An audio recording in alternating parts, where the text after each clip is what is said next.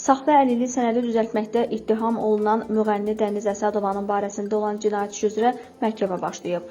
Bugün Bakı Ağır Cinayətlər Məhkəməsində hakim Vüqar Seyidovun sədrliyi ilə keçirilən prosesdə anket məlumatları dəqiqləşdirilib.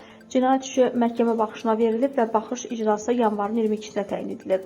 Dəniz Əsədova barəsində ev dustaqlığı qəti imkan tədbiri seçilib. Qeyd edək ki, Dəniz Əsədova barəsində Baş Prokuror yanında Korrupsiyaya qarşı mübarizə baş idarəsində Cinayət Məcəlləsinin 32.4, 308.2, 32.4, 313-cü maddələri ilə ittiham verilib. Müğənni vətəndaşlardan pul alaraq saxta əlillik sənədi düzəltməkdə ittiham olunur. İttihama görə o Sabunçu rayonu 21 saylı Birləşmiş Şəhər Xəstəxanasının keçmiş baş həkimi və hazırda cinayət işi məhkəmə araşdırmasında olan Rauf İskəndərovla əlbir olaraq 136 nəfərin saxta əlillik almasına köməklik edib, o ümumilikdə dövlətə 1,6 milyon manat ziyan vurub.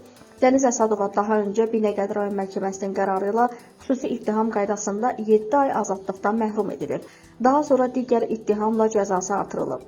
O, ötən ay Prezident İlham Əliyevin təşəbbüsü ilə qəbul edilən amnistiya aktı çərçivəsində Ədliyyə Nazirliyinin penitensiar xidmətinin 4 saylı cəza çəkmə müəssisəsindən azadlığa buraxılıb.